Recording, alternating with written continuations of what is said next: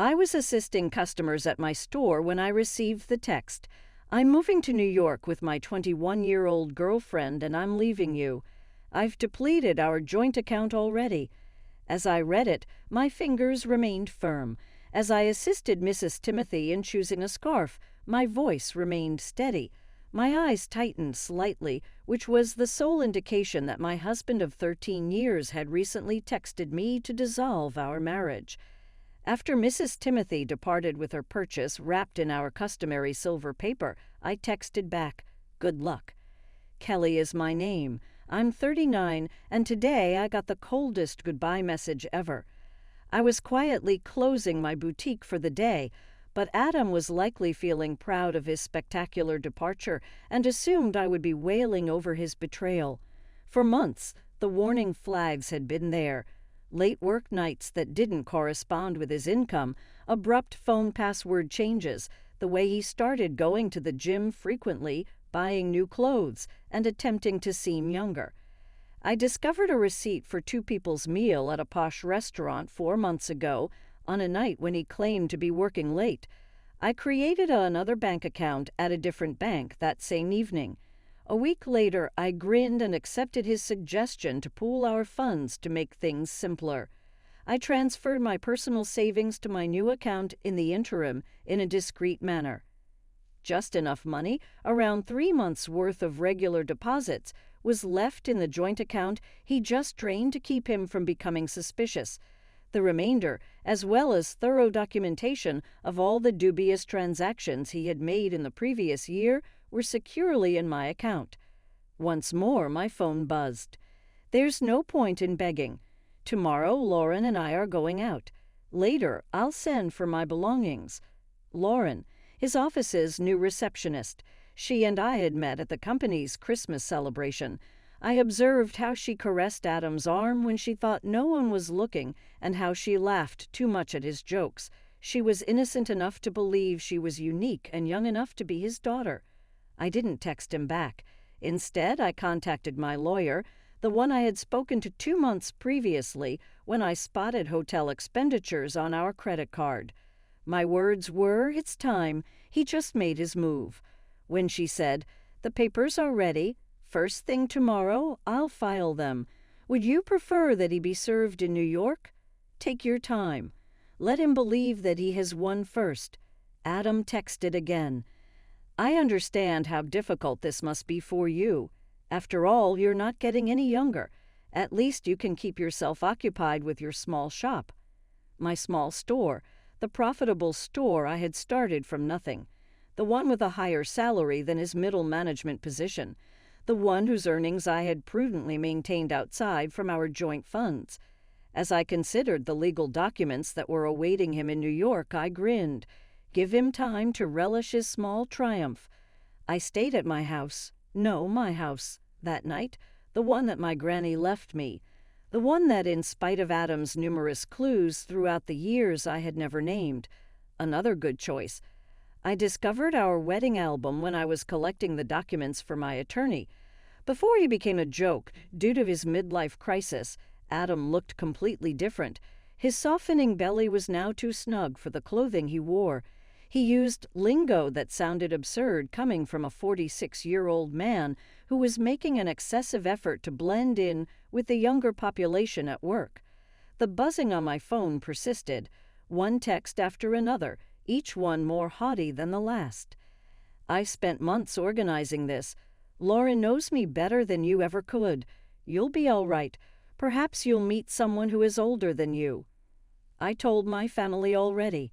They're right. We drifted apart. Really, no one is to blame.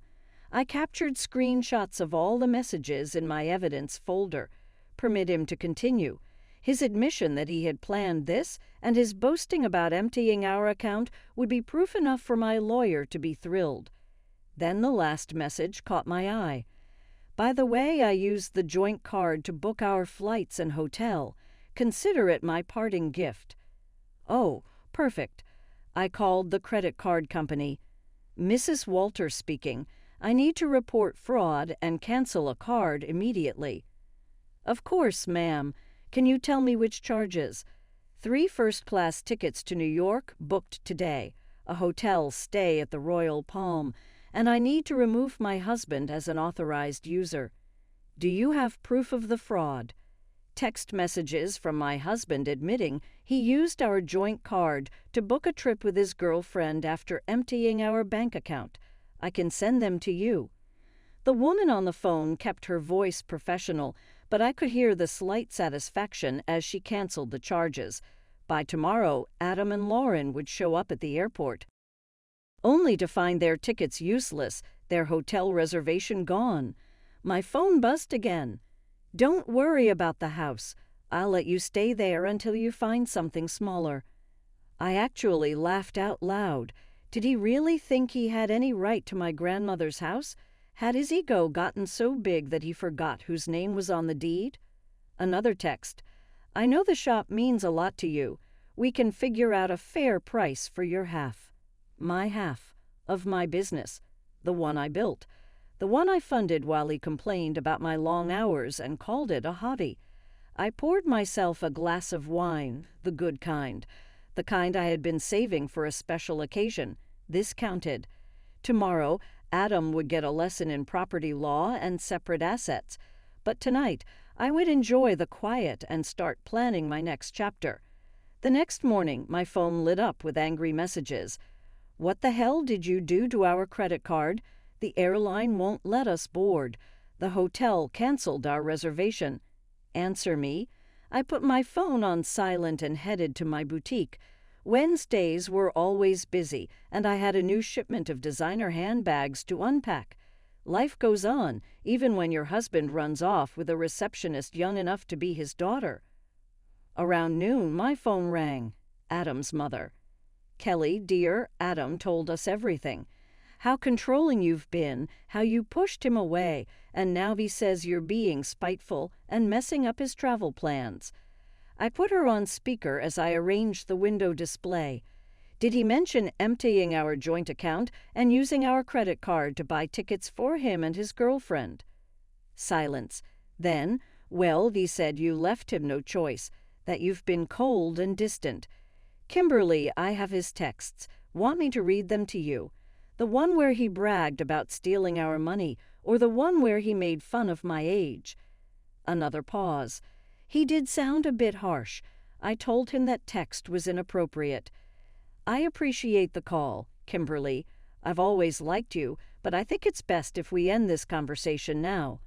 My lawyer advised minimal contact with Adam and his family during the divorce. Divorce already, she gasped. Goodbye, Kimberly. By late afternoon, Adam and Lauren were stuck in a budget motel near the airport, their New York dreams put on hold. Adam's sister Emily was spreading the latest family gossip. He had tried using his personal credit cards, but they had been maxed out for months. Another red flag I had noticed long ago. Then my lawyer called. The emergency hearing is set for Saturday. Given his confession about draining the account and the credit card fraud, we're in a strong position to freeze his remaining assets. Has he been served yet? Not yet, but we'll send the papers to his new motel address. Speaking of which, she added, his girlfriend's social media is giving us great evidence. She's been posting all day about their adventure, including some not-so-nice comments about you. I smiled, thinking about my own collection of evidence, a year's worth of suspicious charges, hotel receipts, and texts that proved this was all planned. Adam had been so focused on his big escape that he never considered I might be watching, waiting, preparing. Then another text came in. You think you're so smart, but I made copies of all the boutique's financial records. Half that business is mine. I forwarded the message to my lawyer, adding it to the growing file of Adam's mistakes. Let him learn the hard way about separate assets and business ownership. Sometimes the best revenge is simply being prepared.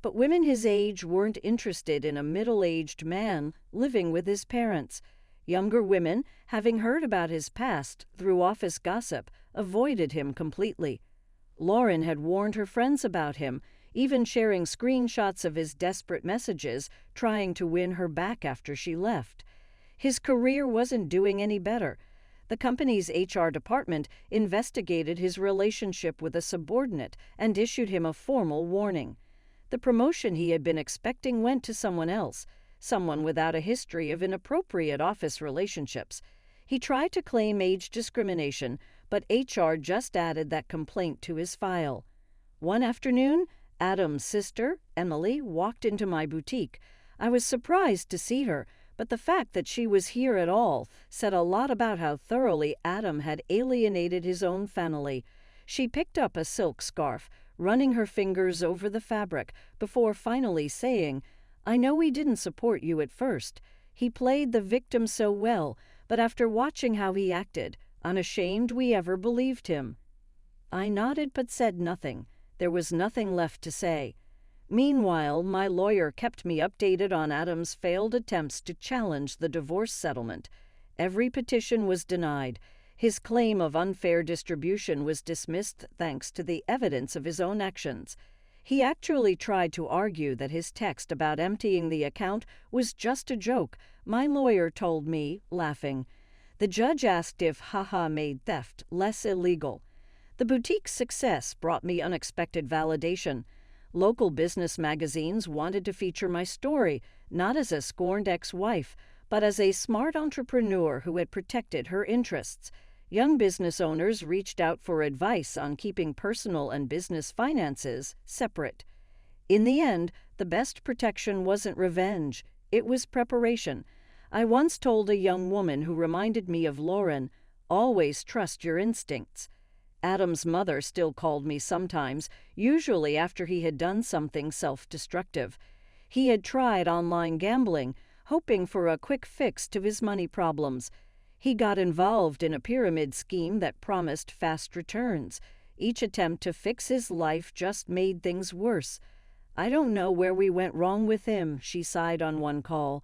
"His father and I offered to help him get back on his feet if he just took responsibility, but he still blames everyone else. You, Lauren, his company, even the judge." I listened politely but kept my distance. Their family drama wasn't my problem anymore. My life had moved forward, with plans for a third boutique location and even a possible expansion into luxury accessories.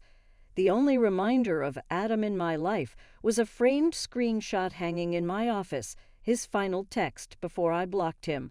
"Have fun with your little shop. At least it'll keep you busy in your old age." Right below it sat my latest business award, proof that sometimes the best revenge is simply success. 2 years later, I hosted a grand opening for my third boutique. The event drew local media, but the story wasn't about my failed marriage. It was about a successful businesswoman expanding her brand. Adam's betrayal was just a small detail in my success story. Then Lauren walked in. She looked younger than ever, or maybe I just felt that much stronger. She stood there, clutching her purse like a shield. "I owe you an apology," she said quietly. "I believed everything he told me, that you were cold, controlling, that you didn't support his dreams. Then I watched him try the same tricks on me when things got tough." I continued arranging a display of designer sunglasses. "Those weren't dreams, Lauren. They were escapes. There's a difference." "I know that now," she said. Then, hesitating, she added, "He tried to move in after you froze the accounts. Thought my studio apartment would be temporary. After 3 weeks of him complaining about the size of my closet and suggesting I take out a loan for a bigger place, I understood what you meant about the difference between dreams and escapes." I actually laughed. Let me guess, he had big plans but no way to pay for them. Lauren sighed. Exactly. Everything was going to work out once his investments paid off, once he got that promotion, once his cryptocurrency definitely increased in value. She shook her head. "I'm dating someone my own age now," she said with a small smile. We have student loans and a tiny apartment, but at least we're building something real." After she left, my assistant manager leaned over and whispered, "Was that the girlfriend?" "No," I said. "That was just another woman who learned the same lesson I did." Then, spotting a young couple admiring our designer handbags, I gestured to my assistant. "Speaking of lessons, let's talk about your idea for expanding our accessories line." More than just a business, the boutique had become more than just a store. It was a symbol of independence, resilience, and the power of preparation. Young entrepreneurs often came to me for advice, and I always told them the same thing: protect your assets, plan ahead, be smart. One day, Adam's mother called for the last time, not to talk about Adam, but to thank me. "You taught our family an important lesson," she said, "about enabling bad behavior, about making excuses for cruelty. Adam is still living at home, still blaming everyone else for his problems, but we're not defending him anymore. That's your legacy to our family. You showed us the difference between supporting someone and enabling them." I thought about that as I reviewed plans for a 5th boutique location. Adam had intended to break me. He had tried to replace me with someone younger. He had expected to take half of everything I built. Instead, he had pushed me to become even stronger. My phone buzzed. A message from my lawyer. Adam filed another petition to revisit the settlement.